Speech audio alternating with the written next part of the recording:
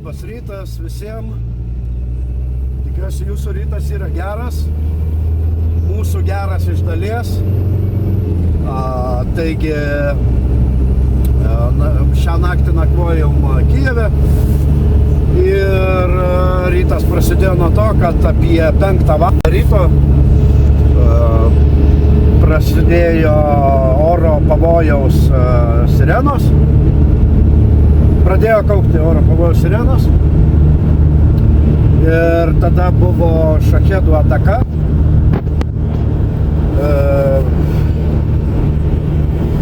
Kurios metu kol kas mes žinom, kad žuvo 4 žmonės. Kol kas informacija tokia yra iš vietinių žiniasklaidos priemonių pranešta per rytinės žinias. Vienas iš šachedų, kuris buvo numuštas, kovinė dalis krisdama vis tiek sudetonavo ir pataikė į vieną iš metro įėjimų.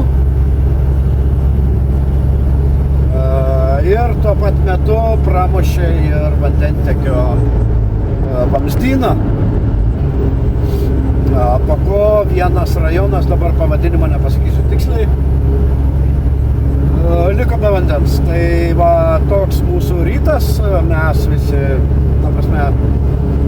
visi saugus, viskas gerai. Gal truputį prieš pasakodamas, ką darom dabar ir ką darysim šiandien, pasakysiu, kai baigiam vakar dieną, tai sėkmingai visas 23 paletės, kurios su vilkiku, tai dar taip vadinama fūra, buvo atvežtos iš Lietuvos, sugabentos į sandėlį, į pastogę, kad nesulytų lietus, nesusnigtų sniegas. Taip pat vakar jau gan vėlai persikrovėm Peugeot Boxerį, kuris dabar važiuoja paskui. Daug medicinos priemonių ir medicinos įrangą į Sumus. Ir dabar važiuojam į Sumus. Navigacija rodo, kad važiuosim, kad iki tenai mums yra 4 valandos. Ir 353 km ir tenai turėtumėm būti apie 12 valandą. Be 12 tikrai nebūsim, nes vis tiek darysim sustojimus į kuro kolonėlėse, į tualetus, kas atsigert vandens ar kavos nusipirkt, ar kokį tai hotdogą. Ir automatiškai dasidės valandą, tai kelionė į vieną pusę, tik tai kelionė užtruks 5 valandas. Tenai vietoj su iškrovimu, su laba diena, kaip jūs gyvenat, kaip sekasi, manau, kad užtruksim irgi kokias 2-3 valandas. Ir atgal grįžimas irgi bus panašiai 5 valandos. Tai šios dienos darbo, kaip čia pasakyti, sakykim taip, darbo valandų turėsim 13, jeigu gerai paskaičiavau. Arba daugiau. Dažniausiai daugiau, nes atsitinka visokių nenumatytų atvejų. Tai tikimės, kad kelionė bus gera, be pramuštų padangų, nes važiuojam ne pirmą kartą ir tikrai žinom, kad yra vienoje vietoje toks, kaip čia pasakyti, toks kelio ruožas, kur duobių išvengti neįmanoma, galima tik tai pasirinkti arba bandyti pasirinkti mažesnę duobę. Tai jeigu neužmiršim ir neužsikalbėsim, tai tą ruožą jums pafilmuosim. Aišku, video visi tie dalykai nesimato taip aiškiai kaip realybėje, bet taip planas yra, pagrindinė užduotis yra tokia. Taip pat šiandien kelionėje mes turime savo draugą, ukrainietį Maksimą, kurį pakalbinsim. Maksimas šiuo metu dirba, kaip pasakyti, yra evakuatorius, sakykime taip. Jo funkcija, veiksmą jis pats papasakos kaip daro, bet jeigu taip labai trumpai ir grubiai, tai kariai, kurie kariauja priekinėse linijose, jeigu pamato, kad yra vietinių, turiu omeny civilių gyventojų, kurie dėl įvairiausių priežasčių dar nepabėgo iš karo veiksmų zonos, skambina jam ir jis atvažiuoja ir juos išveža. Važiuodamas tenai dar ir kariams į priekį veža įvairiausią pagalbą, taip pat kaip ir mes, generatoriai, kirviai, kastuvai ir įvairiausi dalykai. Taip pat Maksimas dar turi dronų dirbtuves, kuriuose surinkęs kolektyvą, kurie surinkinėja dronus, programuoja, perprogramuoja pagal dažnius ir veža kariam. Tai va taip. Apie tai jis papasakos daugiau pats. Tai tokia diena ir mūsų kelionė gali sustabdyti tik keletas dalykų arba, sakykime, sutrukdyti mūsų dieną. Tai mes turim tiesioginį ryšį pas medikus, pas kuriuos važiuojam į Sumus. Tai vienas iš variantų gali būti, kad bevažiuojant tenai jie mum pasakys, čia tiem, kas gal nesinaudoja žemėlapiu, nedraugauja arba tai suorientuosiu truputį, kad Sumų apskritis yra Ukrainos Rusijos pasienis ir turi tą ruožą su Kursku. Tai viena iš pagrindinių priežasčių, kodėl mes ten važiuojam, nes labai daug šiuo metu sužeistų civilių ir kariškių, netgi tų pačių rusų, yra vežami į Sumų ligoninės prieš juos vežant jau ilgesniam, gilesniam gydymui. Tai Sumų ligoninėms ir medikams dabar kaip niekad reikia labai daug pagalbos. Todėl mes šiuo metu tenai ir lekiam, kad pagal jų pageidavimus, poreikius, koks čia pageidavimas pavelnių, pageidavimą čia pas mus Lietuvoje gali būti. Tai yra labai didelis poreikis to, ką mes vežam. Tai va taip. Ir labai džiaugiamės, kad jūsų visų dėka ir Lietuvos organizacijų ir Lietuvos ligoninių dėka mes turime ką vežti. Tai ačiū Jums ir būkite su mumis. Taip pat kelionės metu, ką mes šiandien turim apsvarstyti, tai mąstysime, kaip maksimaliai efektyviai išvežioti nelikusią, nes realiai čia pirmas reisas išvežiojimo, tai jų reikės daryti dar daug į Chersoną, į Dnipro pusę, Petropavlovskas, Pakrovskas, Krematorskas ir visi kiti rajonai, kur mūsų laukia kariai, arba tiksliau, kur kariai laukia jūsų suaukotų priemonių ir dovanų. Tai mes turim apsvarstyti, kaip tai padaryti maksimaliai efektyviai su minimaliais resursais. Tai aš gal čia dar trumpai pasakysiu, ką aš turiu omeny. Mes turime 2 mikroautobusiukus šiuo metu Universalą, ne Universalą, o kaip jisai, vienu žodžiu Volkswagen Šarano, tai kuriame yra 5 padangos. Taigi erdvė mūsų ribota, o mums reikės išvežioti 23 paletės, iš kurių net 8 sudaro Kauno Grūdų dovanotos jų produkcija, tai yra greitai užpilamos, greitai paruošiamos sriubos ir košės kariams. Tai krovinys yra labai didelis, o mūsų transporto galimybės ribotos. Tai kalbėsime šiandien irgi su Maksu, gal įmanoma čia Ukrainai iš kažko tai, ar jo draugų, ar ko, pasiskolinti mikroautobusiuką, kad nedaryti ten 2 ar 3 reisus į, kaip pavyzdys, Kersoną arba Dniprą, o galbūt vienu reisu pavyks viską nuvežti tam, kad be reikalo nedeginti jūsų suaukotų pinigėlių.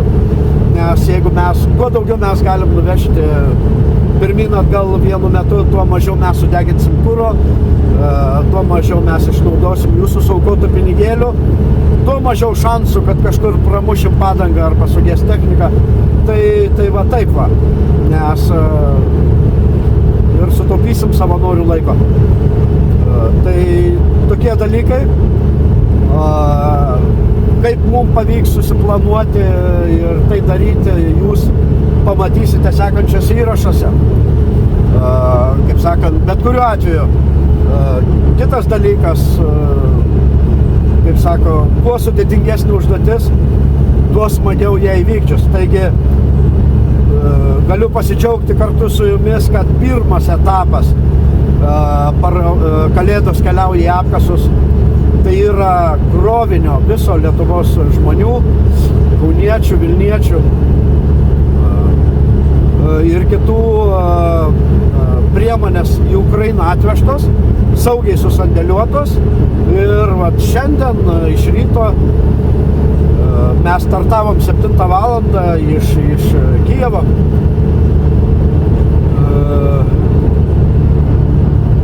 Mes pradedam antrą etapą, tai yra visų tų dalykų paramos išvežiojimą jau į karių ir ligoninių kariam, ligoniniam. Nevežam į apkasus, čia dar turiu pabrėžti, kad tikrai stengiamės ne trukdyti kariams kariauti, o padėti kariams kariauti. Nelendam, netrukdom į akis kažkaip tai naglai. Mes tai darom labai paprastai, tai padalinio vadas duoda susitikimo vietą, kur mes atvažiuojam, susitinkam ir pasako, kur iškrauti ir taip toliau panašiai. Tai taip. Taigi, būkite saugus, visiems gražios dienos, būkite sveiki ir viskas bus gerai. Mes laimėsim. Iki kitų kartų.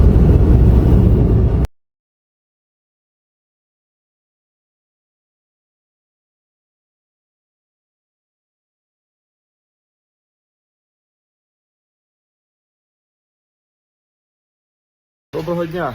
Отак працюють лікарі відділення регіонального серцево-судинного центру. Отака от херня, ребята. Ось палати. Повибивало всі вікна. Пізда просто. Вибачте за лексикон, але тут словами не передати. Вибиті вікна, горить все. Горить всі вікна, все те, що строїлось. Але наш герб вцілів. Пацієнтів всіх вивели. Нема нікого.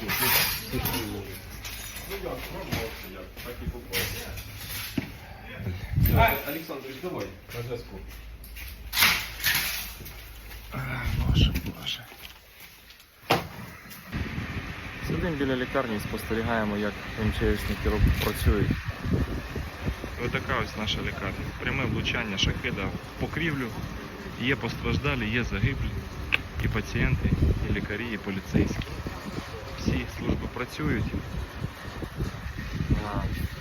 Ми молимо Бога. Надію на перемогу.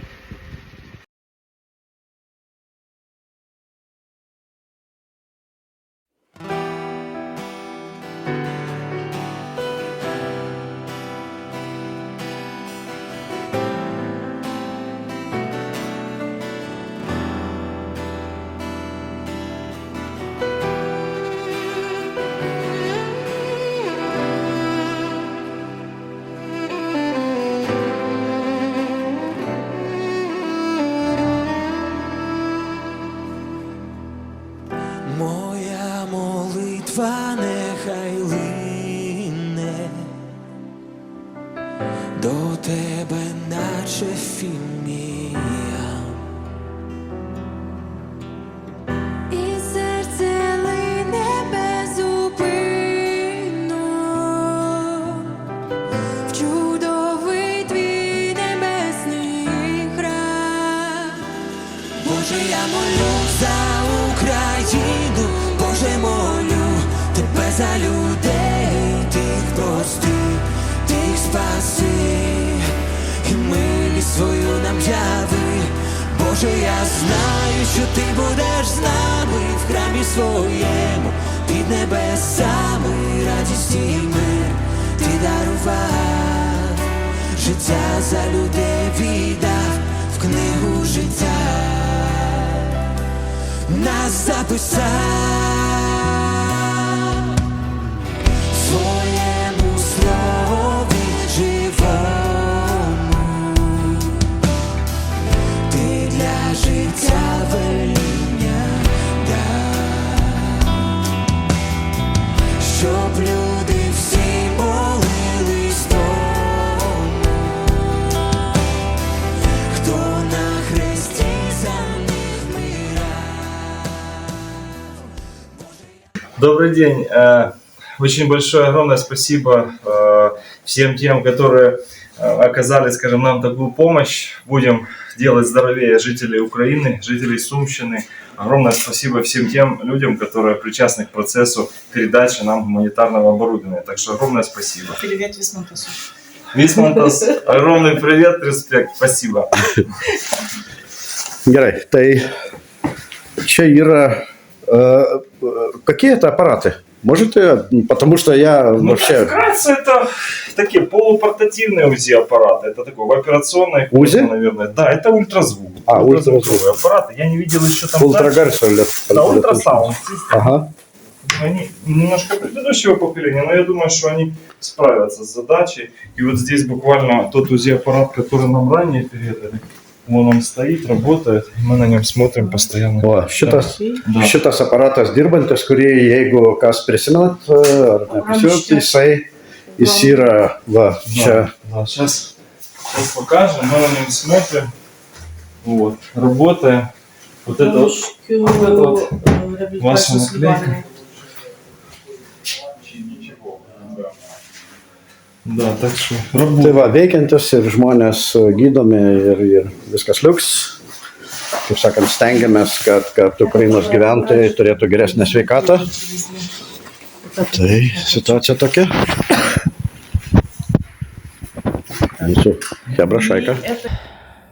Sveiki gerbėmiai, tai kaip ir kasdien stengiamės dienos pabaigoje, jau baigė visus reikalus daryti aptarimą.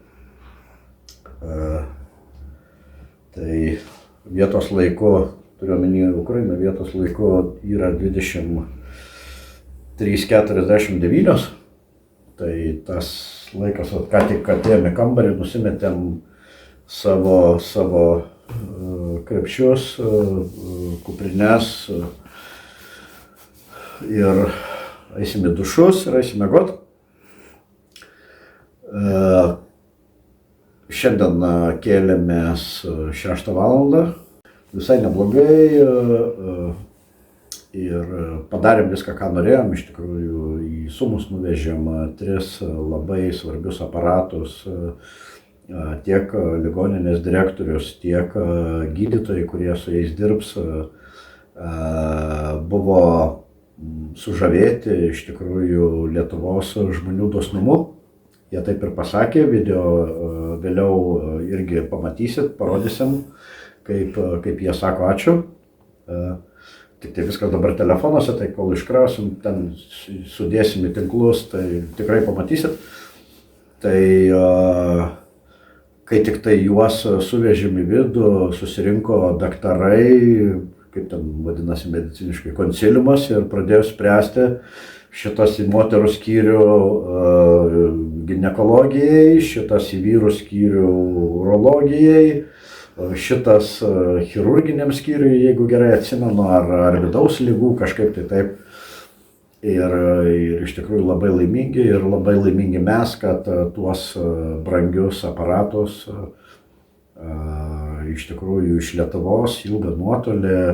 Dabar kilometražą aš jums nepaskaičiuosiu tiksliai, kiek gaunasi nugabenti iki Sumų, tai gal grubiai pasakysiu, kad nuo Vilniaus per Kauną, per Lenkiją iki Ukrainos sienos ar 6 ar 700, tai apvaliai skaičiai sakysiu.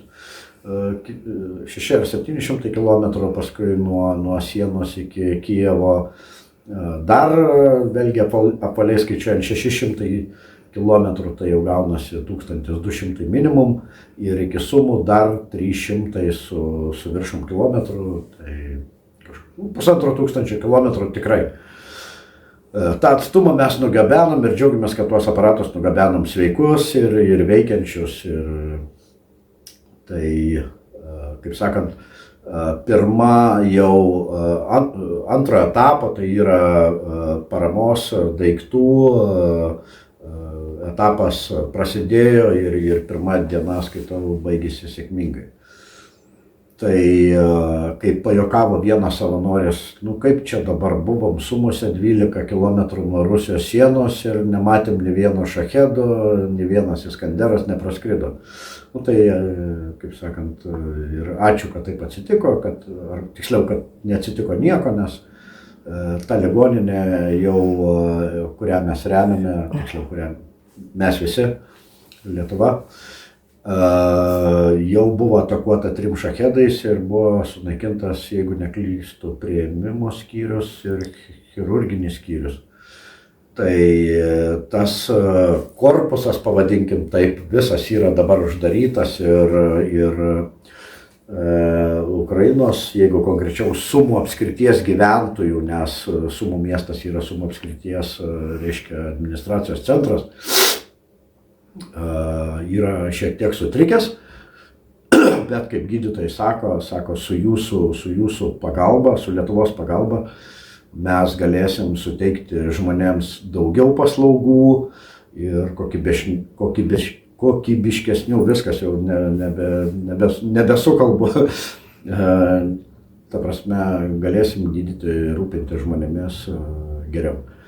Tai tokia situacija, rytoj planas yra toks, reiškia, turim 23 euro paletės supakuotas pakavimo plėvele, plus dar apie pusę tonos medicinos įvairių priemonių. Ir rytoj planuojam, kaip išeis, taip išeis. Žiūrėsim, kaip sakant, ataskaitą pateiksiu kaip kiekvieną vakarą. Rytoj planuojam nuvažiuoti į sandėlį, visas tas paletės pakavimo juostas nuimti ir visas tas priemonės išskirstyti į grupės arba į taškus, kuriuos mes gabensim, tam, kad patys vizualiai galėtumėm pamatyti tūrį ir kiekį, kurį reikia nuvežti ar tai į Chersoną, ar tai į Petropavlivką, tai Donecko apskritis, netoli Pakrovsko, į patį Dniprą ir į kitas vietas. Tai ką mes rytoj pasistengsim padaryti, surūšiuoti, suskirstyti būsimus išvežiojimo reisus. Tai toks planas. Taip pat pasikrauti iš karto transporto priemonės, kurias turim. Šiuo metu turim 3. Ir pirmadienį lėkti vėl ir į kurią pusę lėksim, tai duosim jums žinoti. Tai ačiū, kad esate su mumis, ačiū už tai, kad remiate per mus Ukrainos žmonės, jiems sunkiu istoriniu laikotarpiu arba sunkiu metu, karo metu ir iki kitų susitikimų. Ramios nakties.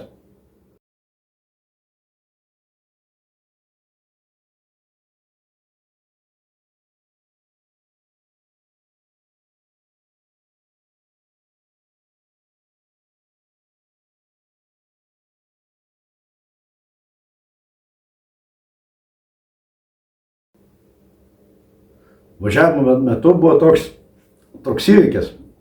Mūsų mikroautobusiukas Mercedes Vito, kuris yra realiai galima pavadinti suaugusių vyrų, jeigu tai pagal amžių, nes jam yra 30 metų, jis yra 1995 metų gimimo.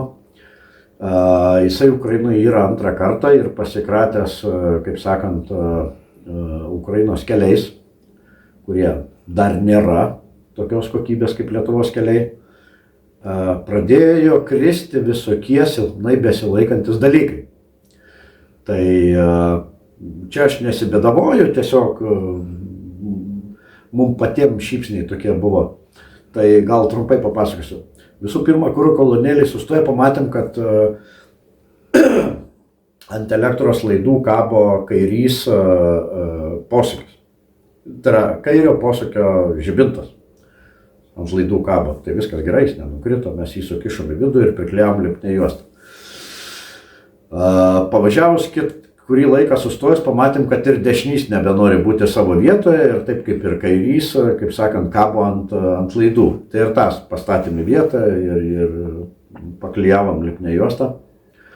Ir paskutinis dienos nuotykis su technika buvo su Mercedes-Benz Vito mikroautobusiuku buvo tas, kad bevažiuojant ir Aivai nusičiaudėjus, aš išgirdau kažkokį tai, ne tik čiaudulio garsą, bet ir kažkokį tokį, kaip, čia dabar gal durnai, juokingai jums nuskambėjo, taukšt, pokšt, kažkas tai tokio. Ir sakau, kas čia buvo, žinai? Ir Aiva, ir Maksas, nieko negirdėjom, nieko nebuvo, žinai. Ir bevažiuojant, jau noriu rikiuotis iš kairės juostos į dešinę, pasižiūrėsiu į dešinės pusės veidrodėlį ir ten matau tik tai tamsą, veidrodėlio nėra. Tai va, taip ir realiai buvo tokių minčių, galvoju, gal kažkaip negerai, jeigu būčiau kažkaip negerai persirikėvęs į kitą eismo juostą ir būtų pro šoną pravažiavęs motociklistas, gal su ranka numušė, žinot, ar nuspyrė, kaip pastabų blogam vairuotojui, bet jokio motociklo nebuvo. Tai va. Taigi rytoj dar turėsim tokią mažytę užduotį palikti, iki jau pas ukrainiečius vietinius išsiaiškinau, kad yra toks automobilių turgus. Tai teks lėkti iki automobilių turgaus ir pirkti dešinės pusės galinio vaizdo veidrodėlį, kuris, kaip sakant, viskas, kas silpnai laikosi šiuo metu ant mūsų Mercedeso, nori nukristi, išeiti ir tiesiog nebūti ant to Mercedeso. Tai tokia situacija. Tai nieko čia tokio, viską sutvarkysim, čia smulkmena, kad tik tai tokios bėdos ir tiek. Tai va, kaip sakant, linkiu, kad jūsų transportas važiuotų taip, kaip priklauso, saugiai ir kad nekeltų jums rūpesčių. Ačiū. Aiva nučiaudėjo veidrodėlį. Nučiaudėjo Aiva veidrodėlį. Nukosė. Va iš kur tas posakis? Nukosė. Nučiaudėjo. Nukosė. Nučiaudėjo.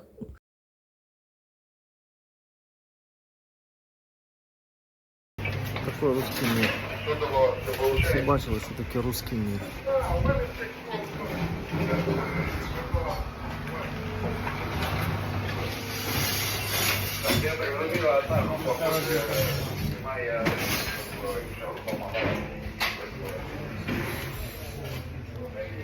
Опа. Твари. Ладно. Горите в воду. Твари.